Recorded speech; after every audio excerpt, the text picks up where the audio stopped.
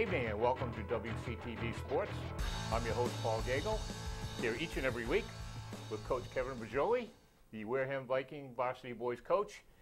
And it's Monday night. It's my favorite time of the week. Coach, we missed last week, but we got a bunch of games to talk about. Sure Let's do. talk about that following week where we went to Apponequet, which is a team you hadn't played yet. Correct. The last in the series besides Case High School. We went into that game on the road. Jeff Hood was serving a suspension for the double technical in the Greater New Bedford boat game. So you start LaTroy Harrison in his place. And LaTroy's been doing a great job off the bench. And number 24, he had big points in the first half, nine points in the first half for you guys. He came up big time. Quentin had 6 points in that game with some very key rebounds. But the big story was you inserted Tyler Ferdinand into the game, into the first half. Tyler takes his first shot. It's a three-pointer. Bang, it's in. And he comes up with 8 points in the game, 2 3-pointers. So done an incredible job for you when you inserted him. He's has a nickname, the microwave, by the players on the team because he heats up. Cool. He heats up fast. Wow. So wow, that's a great name. And he's been, when I've asked him to come in, he's contributed, and whether it's on defense or shooting that three-pointer, and that's what he's in there for. So it's nice when people from the bench, those that haven't got a lot of playing time, when they get the call, they can help and contribute. That's what it's all about. Anthony Abbott, of course, was out with the flu that game. The flu is slowly creeping through your team, and I think it's stopped now, I think, unless we hope. We hope, yeah. I don't want to put the jinx on you. So Chris Siachi comes in and takes his minutes. He scored 5. And Sammy off the bench again, who's been consistent all year long, comes up with 5 points. Defensively, you guys held the Lakers to 10 in the first quarter, 10 in the second quarter, and then 5 in the third quarter. Amazing. They only had 4 points in that last quarter. You've got to be happy with your defense. I was very happy with the defense that night. To hold the team to 5 points and then 4 points means you're playing strong defense. And I know Apponequet struggled lately, but yeah, they only have 1 win this year, right? Right, but still, to be able to go in and play that kind of defense, if we can do that the rest of the season, we'll be in pretty good shape. Yeah, they have a big guy, sophomore center, 6'6", Matty Anderson. Yes. He's a load. He had 8 points. He seemed to struggle a little at the free-throw line that night. And they have a great-looking junior guard, Sammy Costa. He had 7 points. So Jimmy Cabuccio's Lakers, they're young, inexperienced. I think they only have 5 seniors. Right. And all the rest are all underclassmen. And you hope a veteran team will take advantage of that, and I think we did that night. Yeah, because next year, not only is you're going to be seeing Matty Anderson for 2 more years, you've got another sophomore forward called Kevin Faleki, who scored a few points in the game. He's a 6'4" forward. He's coming back next year. He's only a sophomore. And both guards are coming back, so things are looking up for them. They are, but for Wareham, the future is right now. So. Exactly. Okay, and so we come back home, and we've got Seekonk for the second time. And you guys beat the Seekonk Warriors last time in Seekonk, 101-60. Kind of lopsided. Another team with 5 seniors on the team, a bunch of underclassmen. They got a couple of boys named Silva, who I mistakenly called brothers during the game. But one of the seniors, Danny, is a good ball player. And super sophomore guard, Joshua, who was lights out that night, especially in the first half of the game. He was just hitting all those shots. What do you tell your boys in that one? Well, I think part of the problem is when you go into the game, in the back of the players' minds, they had won 100-60 the game before. Right. So as much as you tell players and high school kids, the second time around is harder, especially when you've embarrassed a team first time. Right. They're going to come to play, and you've got to be ready for that. I think we're learning that lesson the hard way. Fortunately, it hasn't cost us a game yet, but they stuck around. They slowed the game down. I thought we were in control the whole game. It was never really in question, but we never really got that big run that we're used to getting. And they will shoot from anywhere. Yeah, and when you were preparing for the game, did you have a plan for either of those Silver guys, Danny or Josh? Yeah, we knew what we wanted to do with Dan. We'd put Darian on him, and then probably Mason on Josh or Anthony Abbott. Those are our 3 best defenders, and we realized they'll shoot from anywhere. They have the green light from their coach to shoot from anywhere, almost in any situation in transition in the set offense. So we know what they're capable of. I think it was just, I don't know if we brought our full intensity to that game. Yeah, I mean, you had a fairly comfortable lead at halftime, but they came roaring back in the third quarter. They poured in 34 points on you. So, I mean, they were back into the game. It was no, easy win at that point. Darian, of course, 20 points, 11 assists. When you think of Darian and think of all the points he scores, but you never really think about the assists he gets, dishing out the ball, right. and also rebounds. Right. I see him coming out of scrums like incredibly, yeah. Squirming out of the scrums, starting a fast break, amazing. Yeah, when we need a big rebound, he's kind of the guy. He was my 5'7" guy, is the one I'd go to. I know, it's amazing, isn't it? And some of the other guys are up there, like Quentin was struggling a little, trying to hold on to the rebound, and offensively and defensively. But then you got guys like LaTroy Hairston coming in and doing a good job. And like you said, Darian is unbelievable. He had 11 assists, 20 points that game. Jeff Hood poured in 21 points. It's good to get points from Jeff, and he had 12 big rebounds. Right, and we had a height advantage definitely with Seekonk. Right. And we wanted to go inside. Yeah, you want to go to that. And then, how about Mason Vasconcelos? 6 3-pointers in that game. The first shot of the game he takes is a 3-pointer. Right? Hits the next 4 right in a row, so he's 5 for 5. And I think he gets one more, so he was something like 6 for 8. Amazing. All 18 points, 3-pointers. Mason's done a great job from outside this year, and when he's streaky hot, he's scary. But he really opens up the court for us, and Darian knows where to find him too, which is helpful. I got to meet him up in the stands before the game the other night, and sitting next to his grandmother, and he's very quiet. He's same facial expression, demeanor, off court as on court. I only saw him smile once, and that was in the Greater New Bedford game when Sammy went to the line to sink those big free throws. He came over, and there was a big, giant grin on his face, and he hugged Sammy.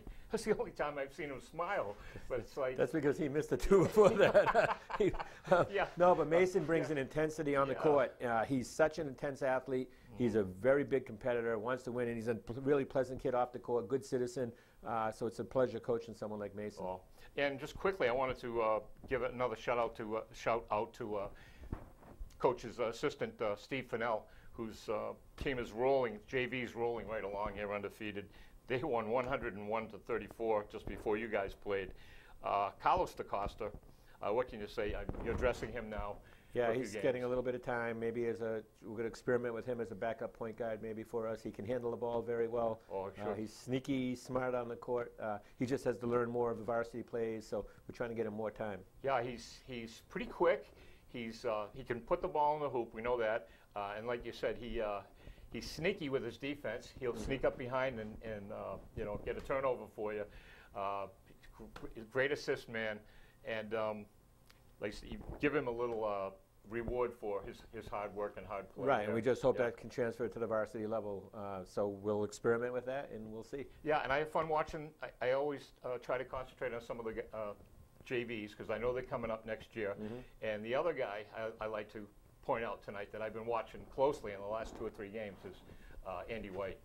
Oh, man, he's been playing some good basketball. And Would you agree? Andy, for his size, is a great offensive rebounder. His strength is when he goes to the hoop and when he can get offensive rebounds. He's going to be a skilled player for us, and I think you'll be hearing from him. And he's not really that tall. No. And he's up there getting rebounds, which my jaw drops sometimes. He's going up between 2 guys. He's coming down with the ball. And as Christian pointed out, our producer, in the last couple of games, he's playing with a broken finger and a broken toe. Yeah, so he's the bionic, the bionic JV player. But Andy's playing some good ball. He's doing a nice job, and we're definitely noticing that. Yeah. So every once in a while, we'll pick out a guy from the JV teams, and we'll talk to the coach about him and get his assessment on that.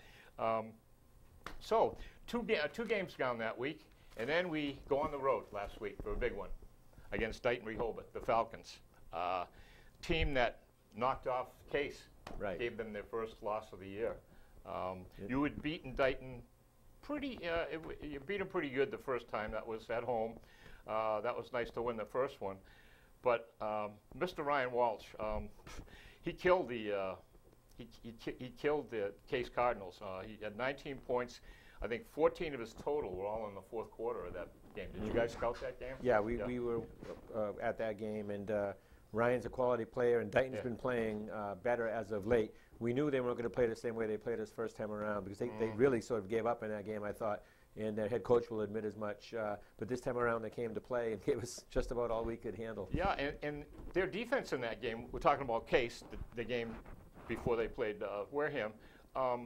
Case held, Dighton Rehoboth held Case to 14 points in the second half, and they only got 5 points in that third quarter.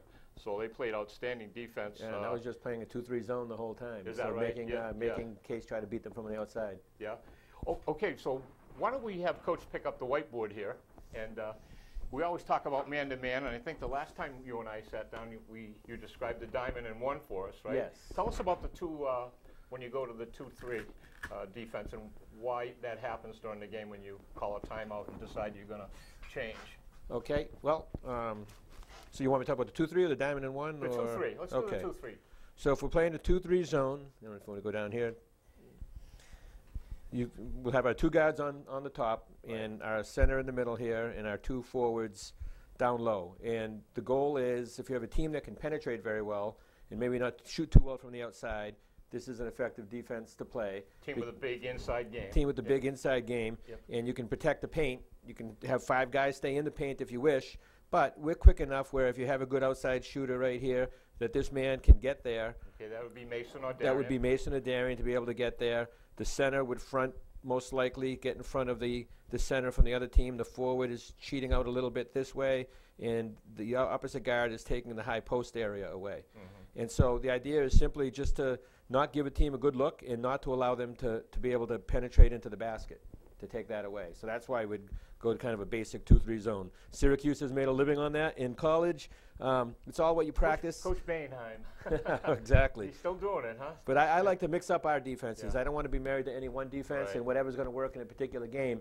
I think we can play man, diamond and one, 2-3, a box Depending on and the one, situation. depending on the situation. Okay. Next time we'll sit down and we'll do the 1-3-1, I think, next week. Sure. Okay, No that'll problem. be nice.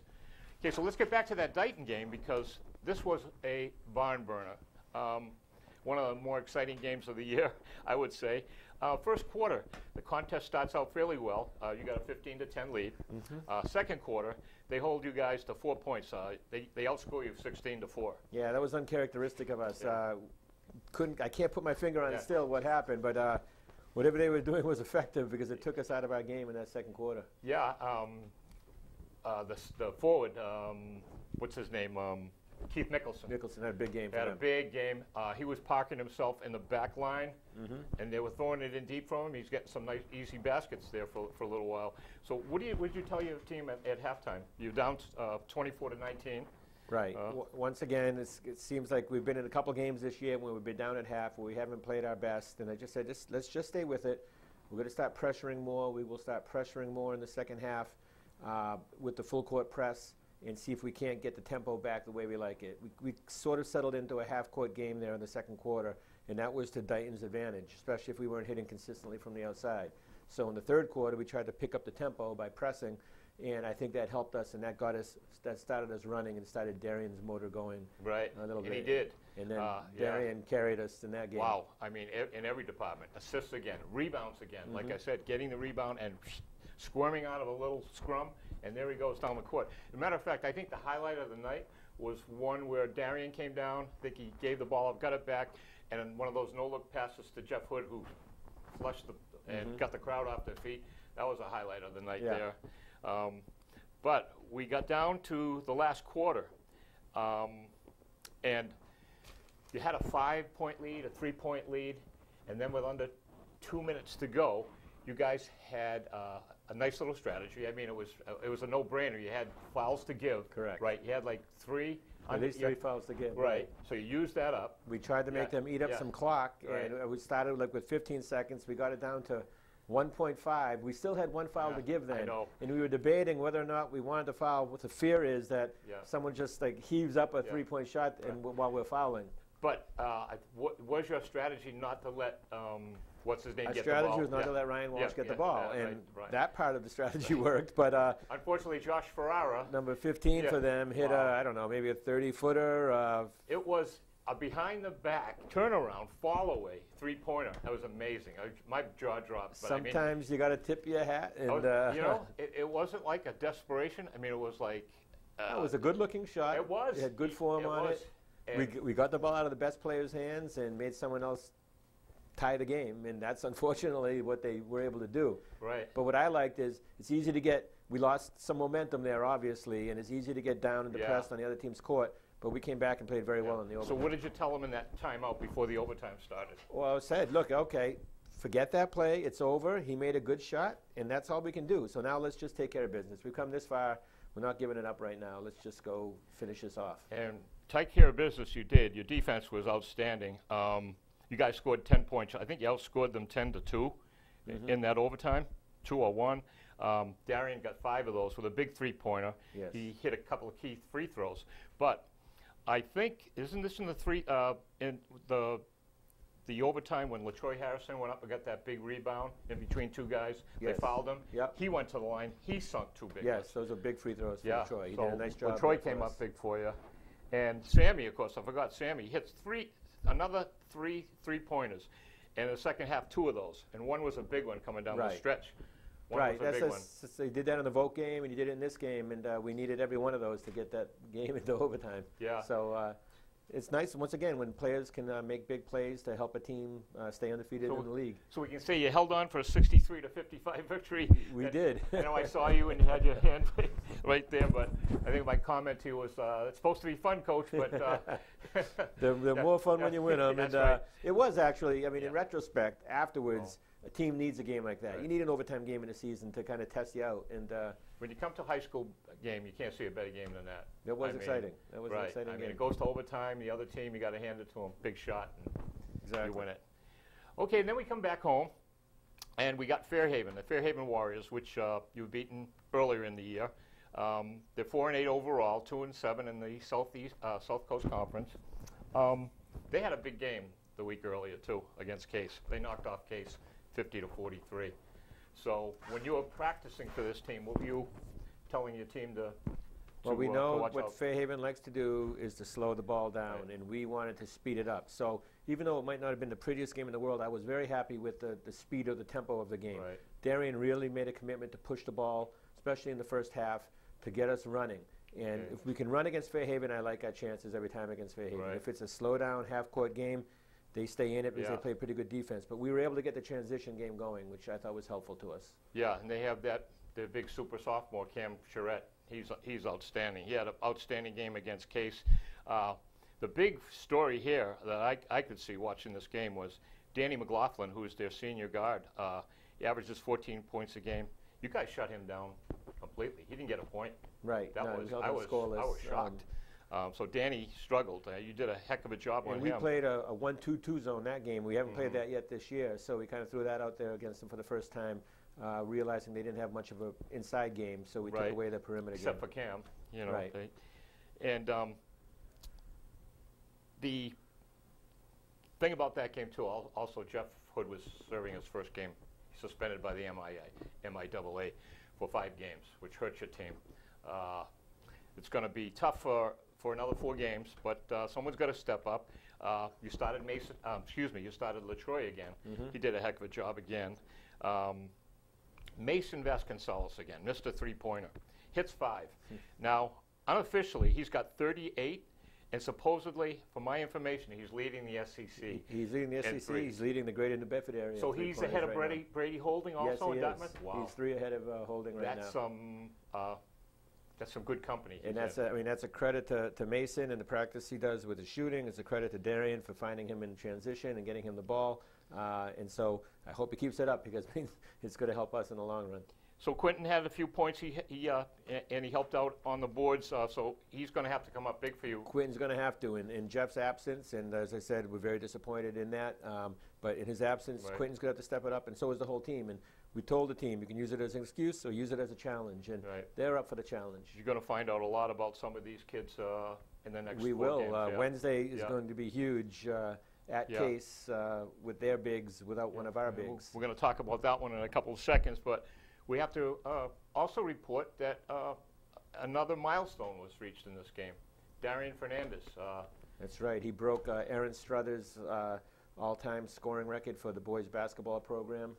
12-24. 12-24, and Darian got 12-25 that night, and so he did a nice job. So did you know when he went to the free throw line that he had a chance Correct. to We tie didn't it? make an issue about it all week. He had actually tied before he got to the free throw line, so I knew that if he made that one shot, he was going to break the record. And so I actually said, "Congratulations, Darian." He said, "What are you talking about?" I said, "Well, when you make this shot, you're going to break Aaron's record." And we didn't, like I said, we didn't make an issue of it in practice or even before the game. So he wasn't thinking about it, and just came naturally. Right. And just one more quick note here for this game here.